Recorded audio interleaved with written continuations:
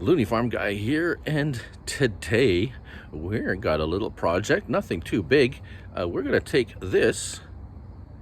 This is an old cord reel that used to have a fluorescent light fixture on the end of it, and we're going to repurpose it and test it in this video. So let's go take a look and see what we need for this project. All right, so this is our work table for today and for this project. So as you can see here, we have the offending unit with the broken end. So there was a light on here, so we're gonna have to remove this and get this ready.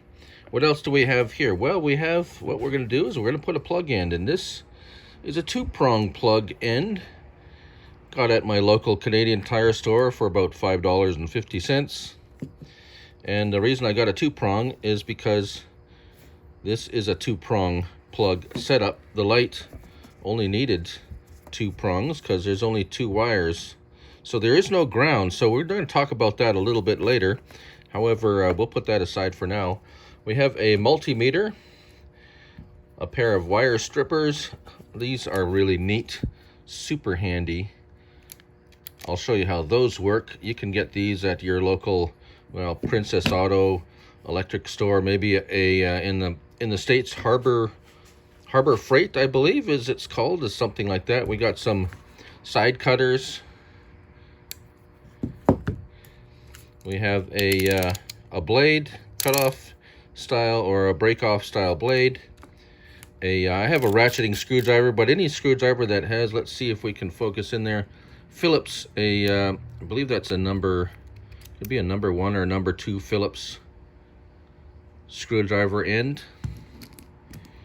And yeah, and of course, cup of coffee, very important.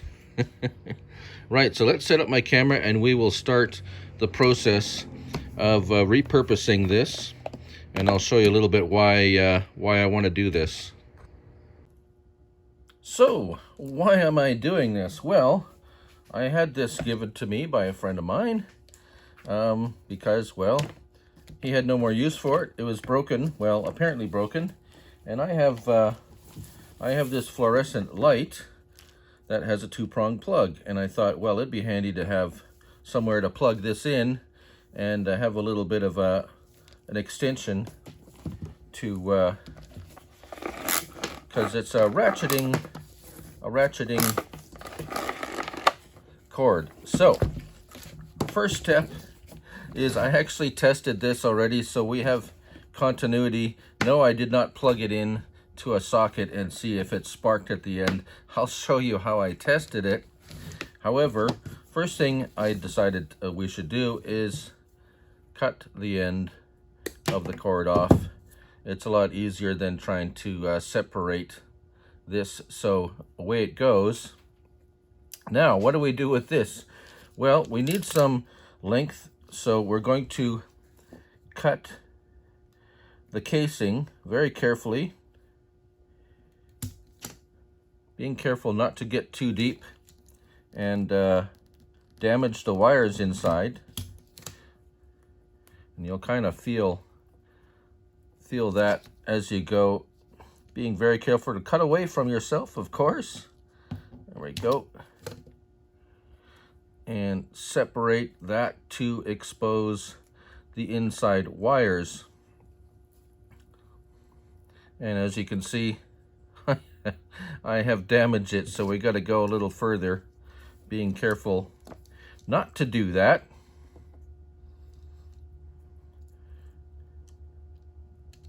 So I will continue to do that because I'm struggling, and then we'll get to the next part. All right, so I have managed to get it further back. Now, as you see, that's where I damaged it, so we're going to have to cut it off just in front of that using these side cutters, like so. The other one, same length, and there we go. Now we have our 2 leads. Now what do? Well, we get to use this fancy little tool here, and I'm going to try to show you how that actually works. It's really neat. I don't know if you can see that. And the way that works is you place it in there and it strips the wire just like so. Like so nice.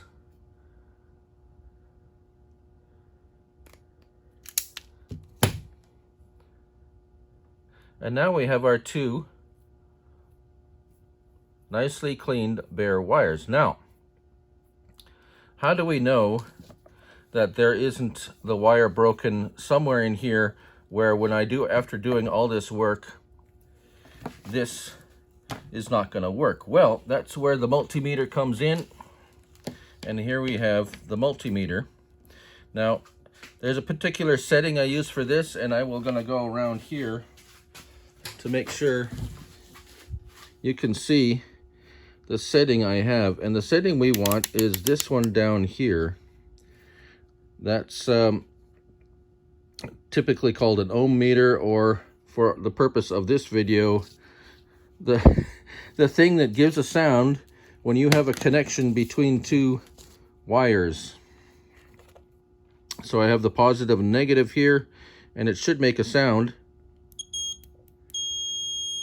when you touch the two wires. So that means if you touch this end to an end of the one end of a wire, and this other one to the other end of the wire, it should make this sound.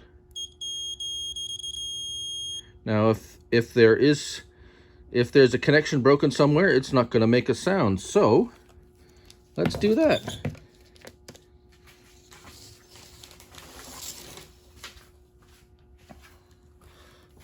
So we have our meter set. We touch one end. It doesn't matter which end, just one end to one wire, and this. Right, so the white goes to the wide pin, and the black one.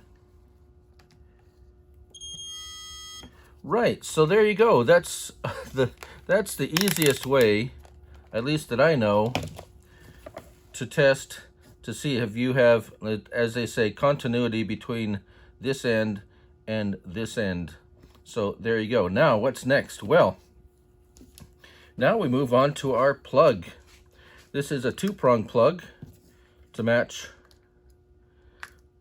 the end. You could put a 3-prong, but a 3-prong has a ground wire, which we do not have a ground wire. Some appliances have 2 prongs, and some appliances have 3 prongs. You can never want to put a 3-prong plug on a 2-prong wire, because plugs that have 3 prongs require a ground wire to connect it to ground. 2-prong plugs do not require an extra ground wire, so you can plug these into any socket and they'll be fine. So putting a 2-prong plug end on a 2-prong plug other end will prevent you from plugging in a 3-prong into a 2-prong. If that makes sense, hopefully that does. So what I have here is my screwdriver. We're just going to undo the end of this, and then I will show you the inner workings of this plug. Now, I am not an electrician, and if you have any doubts as to whether or not this is something you can handle, please consult a professional electrician. And this is just a general interest. This is not a tutorial in the sense that I am not a professional electrician, but I do my own things sometimes. So here is the inside. You see, we only have two terminals here that the wires connect to. Now, there is a gold-colored one and a silver-colored one, a gold screw and a silver screw. The gold screw is for the black wire, the silver screw is for the white wire, and that's all I know. Why that is, it's polarity, and what is polarity? I have no clue. I am not an electrician. However, that's how we are going to connect it. So we'll show you that process.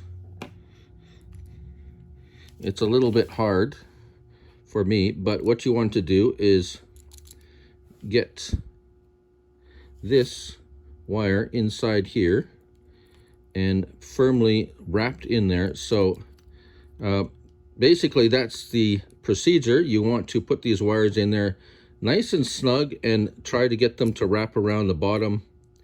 Now that's going to be a little bit tricky for me, so I'm going to do that off camera. But once I do that, we'll come back to the video.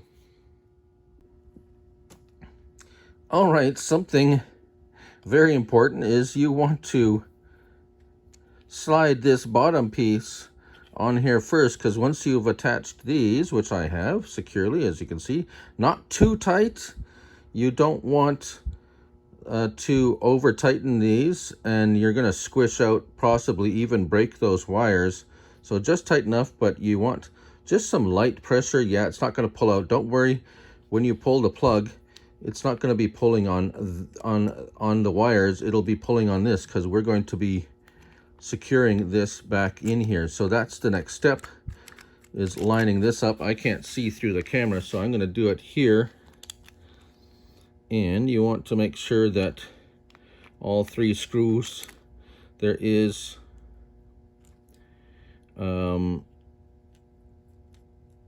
yep, it should just slide in like that, and you'll find the, there we go. Take your screwdriver with your screw, or a simple screwdriver like this will also work. And I have not found the correct holes. There we go.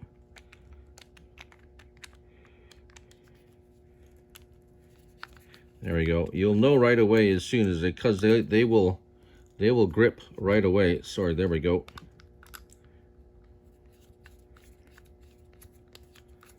And I have missed that one. All right, I finally got.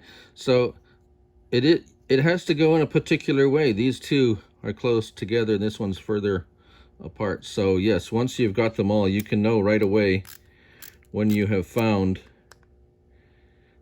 that they are all tightened. Again, this is just these are metal screws going into plastic, so you don't need them to be overly tight.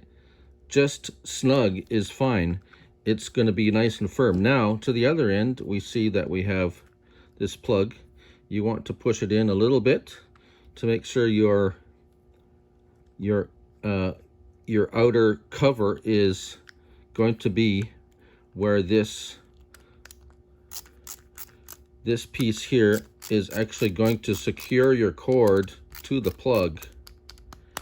And you want this one fairly snug. And alternate tightening both sides so you can compress evenly. You don't want to tighten this side all the way down first and then this side. You want to back and forth. And again, it will get down to a certain point and give resistance. You don't want to over tighten these. And there. So now we have a plug on the end of our retractable cord. Now, will it work? Well, let me go get a let me go plug it in and let's see. All right, so we have a electrical cord. I know there's power to this because there's a little LED indicator here. So let's plug in. Notice this one has a wide pin on it, and this has a wider thing. That's to make sure the polarity, oh my goodness, polarity is correct. So if you're trying to put a plug in and it's like, oh, it's not fitting, don't force it. Just flip it around, and there you go. Fits right in there. That's for safety. Now let's plug in our light. This one doesn't have pins on it, so it can go either way. Some of them do, some of them don't. I don't know why. And here's our light. Now, is it going to work? There's a little switch on the bottom. Voila! It works. So now I just need to figure out where I want to put this thing. But anyways, thanks for watching. I hope you enjoyed the video. Yeah, if you liked the video, hit the like button. If you want to see more of these kind of videos, stay tuned. And before I go, do what you love and love what you do. Bye for now.